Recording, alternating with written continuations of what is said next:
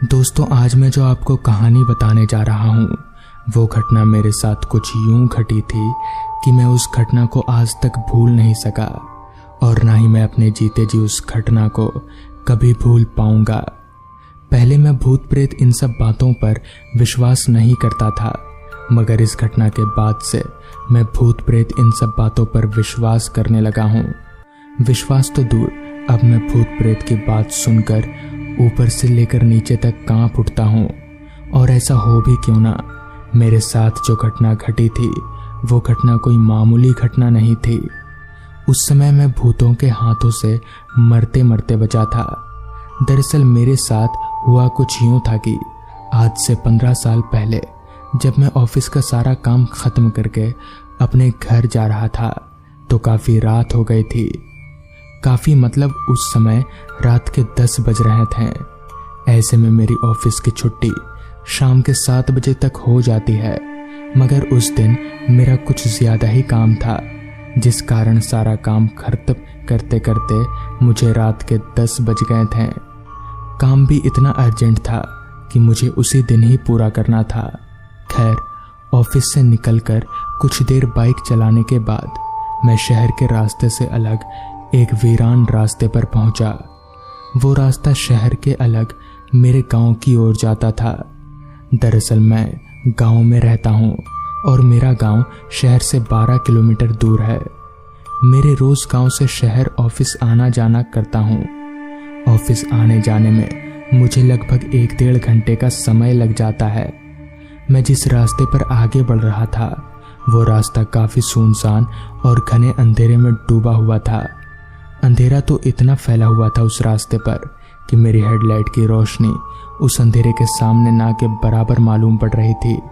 साथ ही साथ शायद अमावस थी उस रात, जिस कारण आसमान में दूर दूर तक कहीं मुझे कोई चांद नजर नहीं आ रहा था। साथ ही साथ रास्ते के किनारे काफ़ी घने पेड़ भी थे। वैसे तो मैं रोज इस रास्ते को पार कर अपने घर आना जाना करता हूँ, मगर वो वक्त 7 बजे का होता है और आज वक्त रात के 10:30 बजे का हो रहा है, जिस कारण रास्ते पर मुझे दूर दूर तक मेरे अलावा कोई इंसान तो दूर एक परिंदा भी पर मारता दिखाई नहीं दे रहा था। शायद इसका एक कारण ये भी हो सकता है कि उस रात काफ़ी कड़कड़ाती ठंड पड़ रही थी। और ऐसा हो भी क्यों ना, दिसंबर के आखिरी हफ्ता जो चल रहा था, साथ साथ कोहरा भी पूरे रास्ते पर इतना फैला हुआ था कि मानो पूरे रास्ते पर कोहरे ने सफ़ेद चादर फैला रखा हो। ऊपर से घने कोहरे के कारण मुझे आगे का रास्ता काफ़ी धुंधला धुंधला सा दिखाई पड़ रहा था। फिर भी मैं इन सब बातों को नज़रअंदाज करके आगे बढ़े जा रहा था। बाइक भी मेरी ठीक ठाक रफ्तार से ही चल रही थी। अभी मैं जिस रास्ते को पार कर रहा था वो रास्ता काफ़ी लंबा रास्ता था। उसे पार करने में 45 से 50 मिनट का समय लगता था। इस बात को ध्यान में रखकर मैंने बाइक की रफ्तार थोड़ी और बढ़ा दी ताकि मैं जल्दी घर पहुंच सकूं। ऊपर से रास्ता भी काफ़ी खाली था तो मैं भी इसका फ़ायदा उठा रहा था। अभी मैं उस सुनसान रास्ते पर आगे बढ़ ही रहा था कि तभी अचानक मेरी बाइक एकदम से बंद पड़ गई। बाइक के अचानक बंद होते से मैं एकदम से चौंक गया। आखिर मेरी बाइक को हुआ तो हुआ क्या? इतनी देर से तो बाइक ठीक ठाक चल रही थी, तो अचानक बाइक क्यों रुक गई?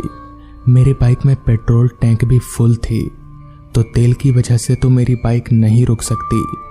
बाइक के रुकने के बाद मैंने 2-3 बार बाइक को स्टार्ट करने की कोशिश भी की, मगर हर कोशिश बाइक के आगे नाकाम साबित हुई, क्योंकि मेरे बार बार स्टार्ट करने के बावजूद भी बाइक स्टार्ट नहीं हो रही थी।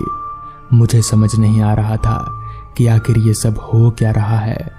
मेरा घर यहाँ से आधे घंटे की दूरी पर था, तो बाइक को धक्का देकर ले जाने पर मुझे काफ़ी परेशानियों का सामना करना पड़ेगा और वो मैं नहीं चाहता, जिस कारण मैं बार बार बाइक स्टार्ट करने की कोशिश कर रहा था। कुछ देर कोशिश करने के बाद भी जब बाइक स्टार्ट नहीं हुई तो मैं थक कर चुपचाप खड़ा हो गया।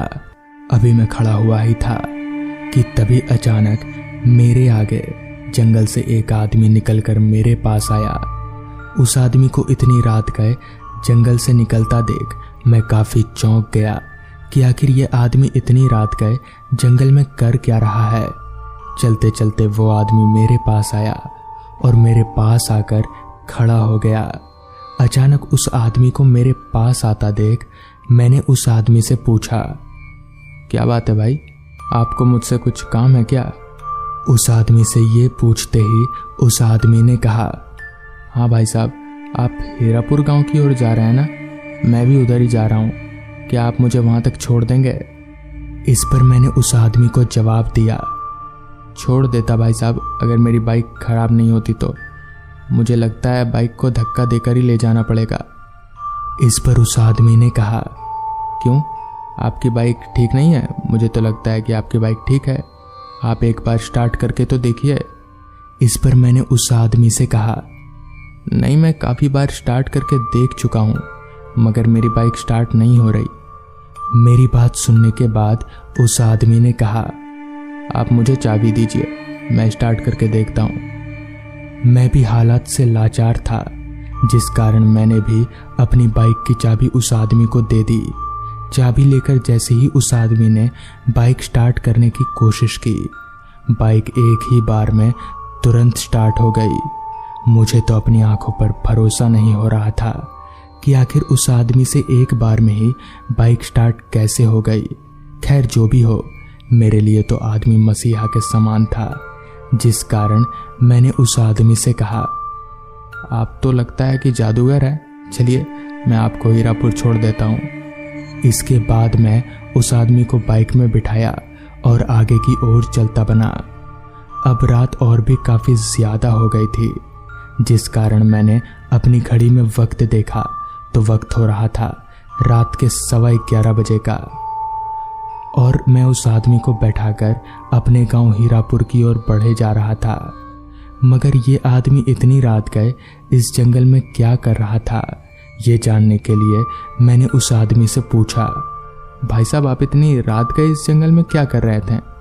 मगर जैसे ही मैंने उस आदमी से ये पूछा तो मुझे पीछे से कोई आवाज़ नहीं आई। पीछे से कोई आवाज़ नहीं आने पर मैंने जैसे ही पीछे मुड़कर देखा तो अब वो आदमी पीछे से गायब था। उस आदमी को अचानक गायब होता देख मैं एकदम से बाइक रोका और इधर उधर उस आदमी को देखने लगा। मगर इधर उधर नजरें दौड़ाने के बाद भी मुझे वो आदमी कहीं नहीं दिखा। मगर ऐसा कैसे हो सकता है? कोई भी जिंदा इंसान इस तरह से गायब कैसे हो सकता है? मगर रात काफी हो जाने की वजह से मैं वहां और ज्यादा उस आदमी को नहीं ढूंढा और सीधे अपने घर चला गया। बाद में उस आदमी के बारे में पूछने पर पता चला कि वो आदमी कोई इंसान नहीं बल्कि एक आत्मा है, एक अच्छी आत्मा जो हर वक्त मुसीबत में पड़े लोगों की मदद करती है। जिस तरह उस रात उस आत्मा ने मेरी मदद की। अगर उस रात उस आत्मा ने मेरी मदद नहीं की होती तो मेरे साथ उस रात कुछ भी हो सकता था। इस घटना के बाद से मैं भूत प्रेत पर यकीन करने लगा और मैं ये भी जान गया हूँ कि अगर बुरी आत्मा भी होती है तो अच्छी आत्मा भी होती है। तो दोस्तों, ये थी आज की कहानी। कुछ साल पहले जब मैं अपने गांव में रहता था तो उस वक्त हमारा गांव काफी छोटा था। अधिकतर लोग गांव से काम करने शहर जाते थे, उनमें से एक मैं भी था।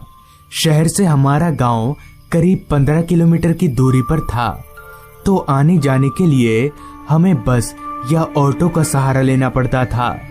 ऐसे ही उस रात भी मैं काम खत्म करके गांव आने के लिए ऑटो पकड़ा तो मेरे ऑटो में बैठते ही एक और आदमी मेरे बगल के सीट पर आकर बैठा।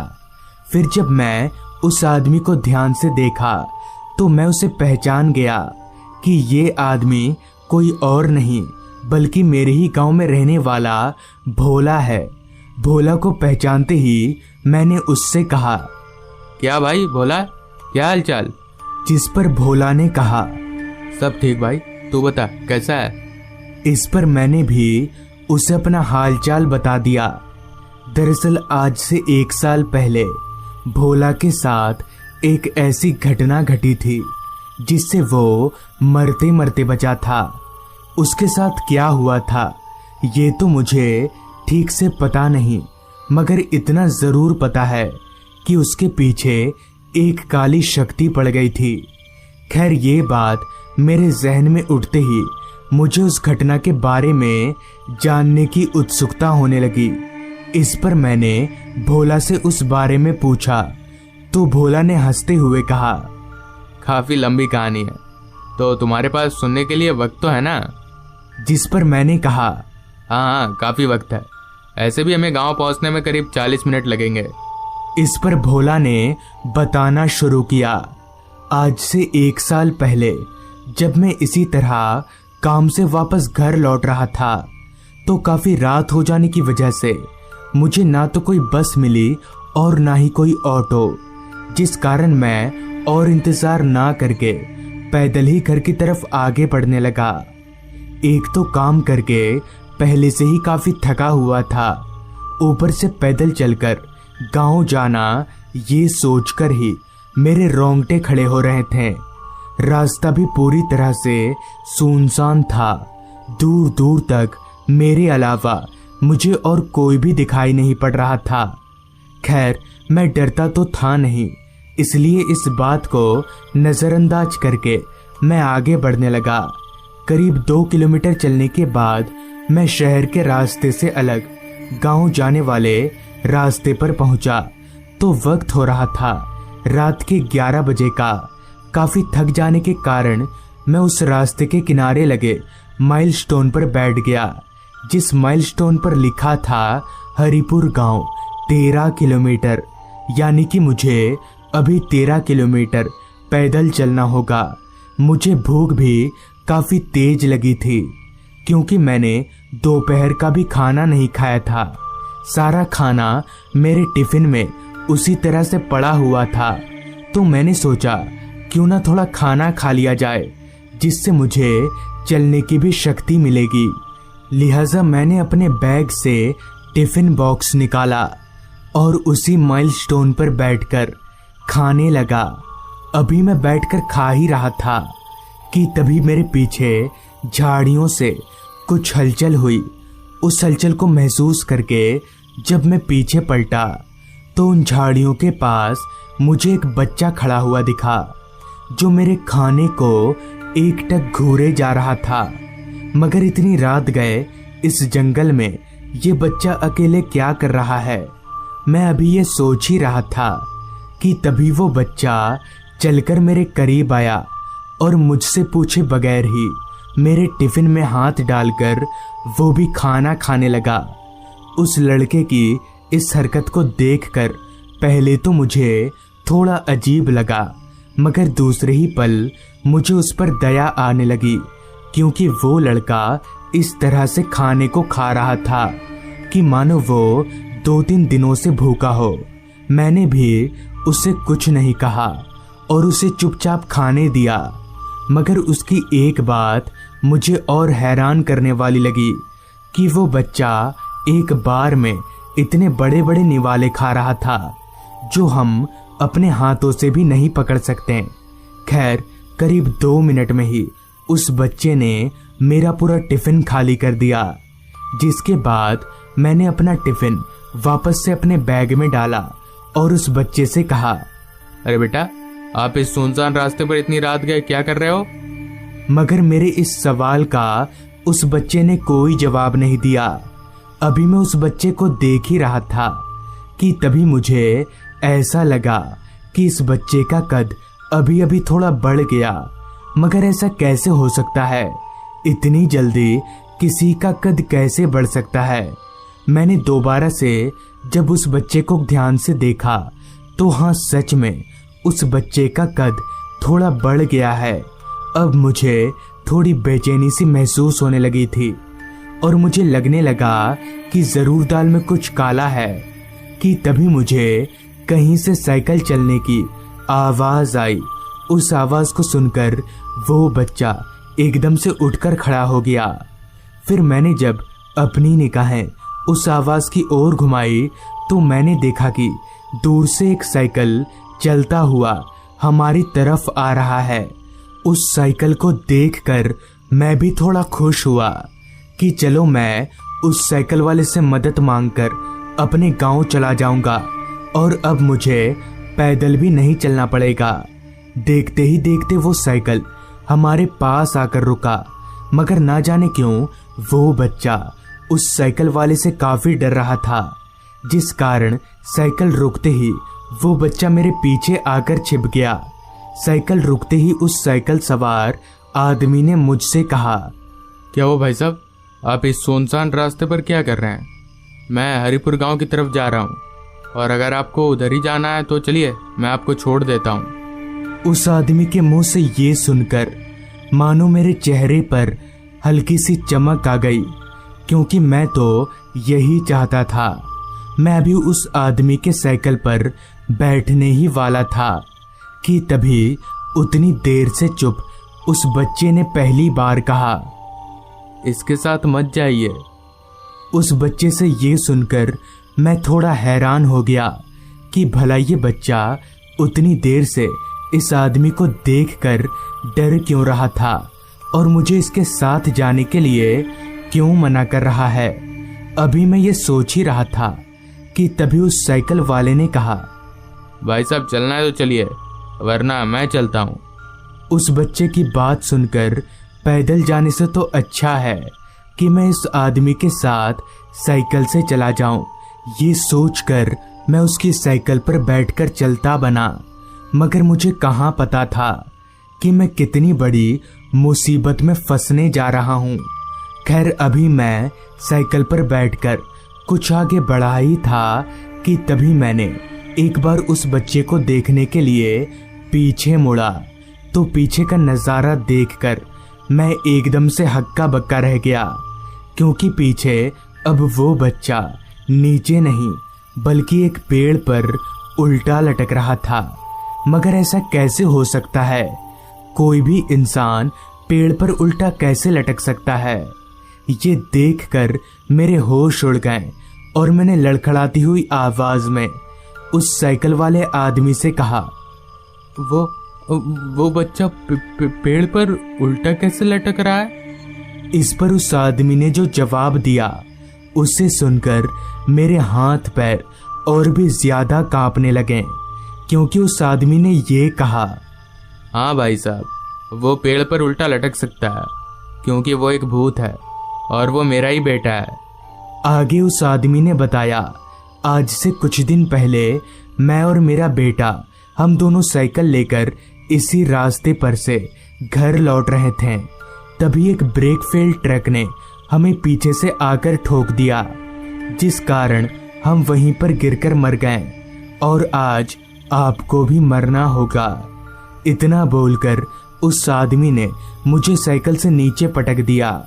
अब उस आदमी का चेहरा पूरी तरह से बदल चुका था और उसका पूरा शरीर कुचला दिखाई पड़ने लगा कि तभी उस आदमी ने एकदम से मेरा गला पकड़ लिया। उसके गला पकड़ते ही मैं जोर जोर से चिल्लाने लगा कि तभी वहां पर कहीं से 2-3 लोग आ पहुंचे, जिन्हें देखकर वो शैतान गायब हो गया। उस रात तो मेरी जान बच गई, मगर वो बच्चा आज भी मेरे सपनों में खाना मांगता हुआ दिख जाया करता है। तो दोस्तों, ये थी आज की कहानी। अगर आपको ये कहानी अच्छी लगी हो तो चैनल को जरूर सब्सक्राइब कर लें। तो मैं आपका दोस्त आर्यन जल्द ही मिलूंगा आपसे ऐसी ही एक कहानी के साथ।